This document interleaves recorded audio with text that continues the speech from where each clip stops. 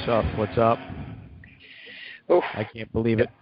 September's come and gone. We're looking at Week 14 of the NFL season. You're listening to the Line Sports Talk podcast, brought to you by our friends at Sunday Swim. If you haven't brought your Sunday Swim to your friends yet, then it's on you. Get it together. You can join and start a league at any time in the season. Go to sundayswim.com and get started. Week 4. I wanted to jump into it real quick. I mean, no, go for it. This was a right cross from hell that came from nowhere. I mean, just some of these games. I mean, who would predict some of this that happened this weekend? It's ridiculous. Are you talking about the way some of these games turned out against the spread? Of course. What else would I be talking about as far as this league's unpredictability? It's ridiculous, man. I got to tell the viewers, we got to start just breaking down college games. These NFL games are way too unpredictable. They're too damn hard. Yeah, no, you're right.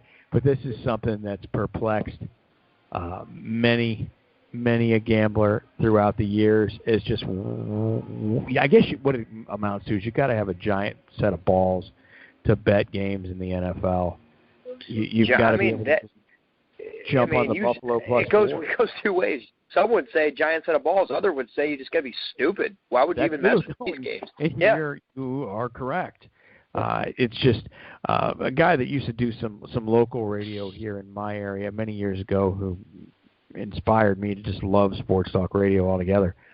Used to suggest when he would talk about gambling that the NFL stood for the no freaking logic league.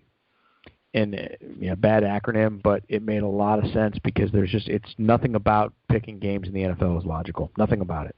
Yeah, everything you think every popular opinion. Everybody. Look, what was one game that stood out to you? I'm trying to think of one off the top of my head. Minnesota goes into Carolina and absolutely just punches the Panthers in the mouth. No Adrian Peterson. I know that defense is very, very, very good, but still, I don't think anyone saw that one coming. No, I don't either, up to and including Vegas. I think that 7-point number going into that game from the folks out in the desert, I don't think that wasn't a trap. That wasn't a dare. They weren't saying, I dare you to take Carolina. And then again, maybe they were because they're the experts and we're not. But see, I think they were telling you they wanted you to take Carolina because everything that had happened, no Adrian Peterson, just they're going on the road. They're basically saying that, the common logic is, okay, you're saying Sam Bradford is going to go into Carolina and he's going to dice up the Panthers and they're going to win. We need to just take into consideration that's an elite defense right there, to say the very least.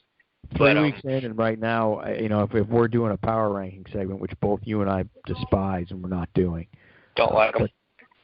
But in the NFC, your best team in the NFC is the Minnesota Vikings. Your top 3 teams in the NFL are New England, Denver, and then pretty easy. Yep.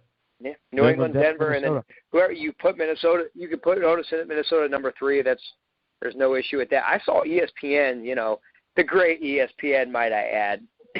Their power rankings were an absolute clown show, man. New England and Denver 1 and 2. That's a given.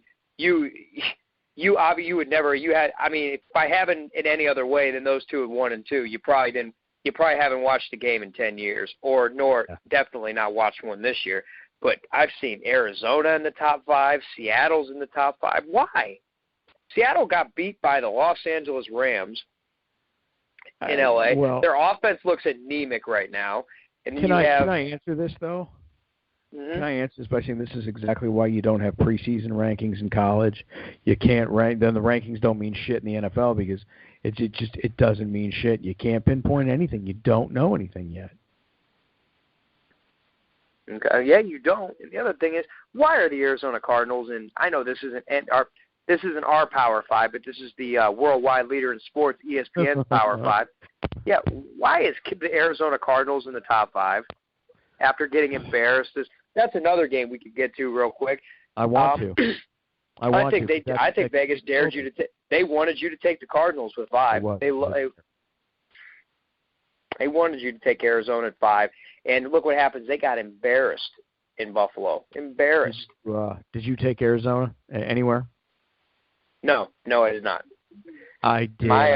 in a Sunday swim pool and laid the 4.5, and I paid for it in a parlay. See, I took Carolina. I ran with Green Bay, and that's another one. I love the 7 points of Green Bay. Yeah, Aaron Rodgers and the offense played great. I know if you had some fantasy, if you started Aaron Rodgers or Jordy Nelson, I know you're happy. You're probably smiling. Chances are you won your game. But, 7 point, that's the thing that concerns me about the Green Bay Packers is I do not trust that defense whatsoever. No, it's not special. No, not it's not. special. It's not. And you have, what's the other one I took? This is the big one right here that, Pittsburgh was down to 3.5 by Sunday. I'm going to share in your laughter. Oh, man. That was. I thought that, I should have known better. I really should have. I said, you know what? That's too good to be true. They're telling you something. You're right. So what we're really talking about here is identifying mistakes in the number that is offered to you from Vegas or from your short-term investment broker. And there's a mistake in the number at 4.5 in Pittsburgh. That game looked, like you said, if that was at 2.5, I'm all over the Pittsburgh Steelers, all over it. If it's at 3.5, I'm not. But at 2.5, 3, I'm all over them. 4.5 was enough to spook me. I didn't want anything to do with it, but I certainly did not think they were didn't think they were going to lose that game like that. No way. I thought they'd win by 3. Never in a million years. Like going back to the Carolina-Minnesota game, if you were to tell me before that game Minnesota would cover 7, I would have shrugged my shoulders and been like, that's not too hard to believe. But for Minnesota was going to go in there, punch them in the mouth, make Cam Newton look bad, have him throw, 3 interceptions, turn the ball over, be all over him like they were. I would have said, no way. There's no way they're going to go in there and punch them in the mouth, dominate them in all fronts, and win that game 22-10. No way. No way. No way. However, it did happen. It did, and pretty amazing too. But the surprise, you stay there, and then the biggest surprise of the afternoon, though, not to cut you off, but was definitely the Pittsburgh Steelers. That I thought, I was looking at this team like this is the. I even believe I said this, my dumbass, earlier in last week's shows that the Pittsburgh Steelers and the New England Patriots look like they're fit for a clash in the AFC. I totally dismissed the Denver Broncos, which is an idiot move, and anybody's very, very welcome to call me that because that's what I deserve for dismissing the Denver Broncos in that situation. Yeah, but, I think the guy who's really pointing and laughing more than anybody right now is John Elway. I was asked. He might know something about quarterbacks.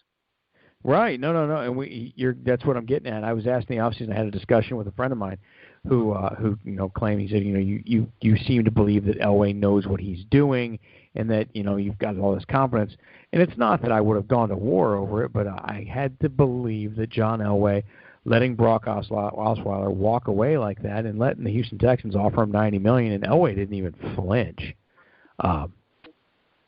He essentially said, "Go ahead, take him. We don't want him. We're not overpaying for him." In all fairness, though, he did initially offer Brock Osweiler quite a bit of money. Yeah, but he turned it down, and not nearly what Houston did, because he knew Brock Osweiler wasn't worth that much. But he was still going to offer him a nice piece of pie. Yeah, he was. But Osweiler overplayed his hand, and I think Elway knew that maybe Osweiler is not as bad as what we saw. I don't know. Can you say he overplayed his hand? He hit the jackpot. Look what the Houston Texans were willing to pay him. He did it right, as far as the finances go. But he overplayed his hand with the Broncos. If he had any interest in staying there, now what I'm getting at is Osweiler a better player if he's still in Denver compared to Houston? I have to say, yeah, he is. He's got more weapons, and he's got an all-time great, very elite defense. Yeah, and you can't deny being in the same offense for a handful of years makes a monster difference. But he looked like absolute shit against New England in Foxborough the other night. It didn't surprise me at all. I thought Bill Belichick, a young, inexperienced quarterback going up against Bill Belichick in Foxborough, you always favor Belichick and what he's going to be able to do to this kid. Nah, he whipped their ass. But Denver's, Elway's laughing all the way to the bank right now. The Broncos are off to a nice 3-0 start, solid, winning some tough games. Cincinnati's no joke. They went into Cincinnati and beat them. They beat Carolina at home. They have Tampa on the road in Tampa next week. That could be the letdown. You got the Bucs coming off a bad home loss. I just don't think Tampa's a good enough team to beat Denver. We're going to get into that stuff here over the weekend. But I don't know about that either. But and I think Denver's not going 16-0. Nobody's going 16-0. No, they're not. So I mean, there's going to be a game. I look for Denver not to lose very many. I don't look for them to go to Tampa and lose just for the reason you just illustrated. But I look for them. There's always a division game. At Kansas City, something like that. Sure. They're going to slip up a few of those. They're going to drop a game because they did finish first. So you're going to have it. You're going to play a difficult. You're going to play a difficult schedule. They're going to lose. They're going to lose at least 3. But what I really want to point out is, again, the difficulty playing against the line in the NFL, in the gambling, the walk into the ticket booth game. You have to have a set. You have to have a pair. Now, do I think that Denver going into Tampa has all the trappings of Tampa winning that game? I don't even know. I'll tell you the number on that in just a moment. It's a Tampa +3 at home. So they're a 3-point dog at home, with the world champion Denver Broncos traveling for their second road game in 2 weeks. Pretty physical game in Cincinnati. Denver dominated them, but pretty physical game. That's not one that's going to jump out at me as take the dog here, but if you had to, this is a take the dog game. And this is just so important to, and I want to stay on last week's games and not get into the upcoming week. But, we pointed out Minnesota going into Carolina and beating their ass. Home field, is it that much? I think it's something, but is it that much? I don't know. The Jets, this has got to be a disappointing afternoon for you on Sunday night. I was expecting to have a couple drinks, sit there, relax, but by about halftime of that game, and Ryan Fitzpatrick had thrown his 10th interception. No, sorry, Fitz, correct me. I'm so damn sorry. You threw 6, not 10, but. It got to a point where I was I was hugging that bottles of Tito's on my lap. Said so much for so much for casually sipping this. I'm sitting there. No, that's a tough play, but I didn't watch a whole lot of that game. I know that in some of my DraftKings plays, I stared at starting that Kansas City defense and did not in any of them, and I was kicking myself all afternoon. That one stood out at me as something Fitz on the road, making mistakes. But then in the back of my head, I kept thinking, boy, this could be a 24-21 kind of ball game. I thought that the Jets would hang neck and neck here. Yeah, just bummed out all around. But what an ugly showing. How do you figure? One thing, Fitz, being Harvard educated and things like that, people always talk about Peyton Manning's cerebralness, where he wasn't the most athletically, physically gifted quarterback, but he was just so cerebral. He could read the defenses. He knows where to put the ball and everything. You think that could be a strength of Ryan Fitzpatrick, but it's really not. No, it's not. But you know what? Fitzpatrick's got a little bit of a gun, maybe a lot of a gunslinger mentality. The old cliched gunslinger in the NFL, but he does. He flings it around. He doesn't. Look, he takes chances and he pays for them sometimes. Mm-hmm. Kansas City ate his lunch. They had him. They had him dead to right all afternoon. Must have been, all tributes to the NFL. And one thing I think is a good point to be brought up is, it just some teams know each other and they get it filmed. And these are professional level coaches. Sometimes it's just a better game plan on that afternoon can prevail. And Kansas City's defense clearly had a good game plan for what Fitz and the gangrene were going to bring. They executed it. They were chess pieces. They did well, and they had something on Fitz that afternoon. So that was a bummer of a game. I was just hoping that would be a better one and not the blowout that it was.